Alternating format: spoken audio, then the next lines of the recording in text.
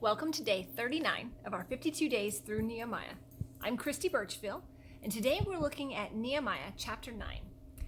Now, it's not the entire chapter, but it's close. We left off with verse 5 yesterday, and today we're going to pick up in verse 6 and go all the way through verse 37.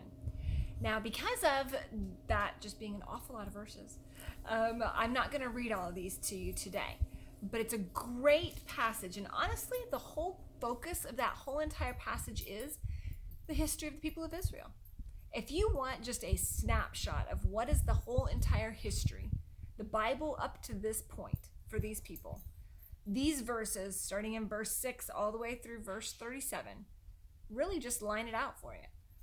And so they're a great synopsis of all the things that God's people have been through and all the ways that God has helped them and worked with them and all the things that they have done as a response to him. Some good, some not so good. Now, to me, the key verse, and the one I was kind of honing in on for today when I was thinking through and reading through this passage, just really stuck out to me, is verse 33. So Nehemiah 9:33 says, "You are righteous concerning all that has come on us, because you have acted faithfully, while we have acted wickedly." When you start looking through the history of the people of Israel, that's exactly what you see. God acts faithfully.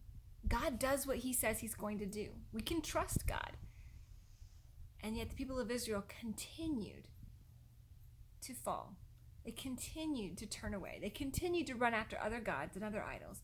And that continued to result in their downfall and in other nations coming and taking over. Their disobedience.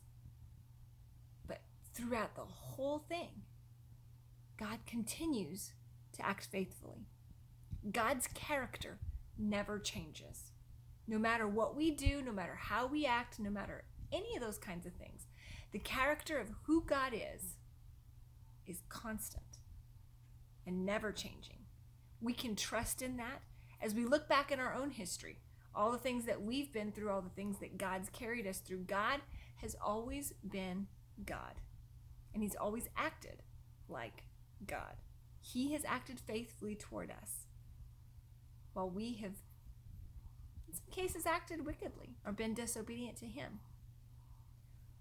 When you look back at your history, if you were to write a chapter about, a synopsis of the history of you,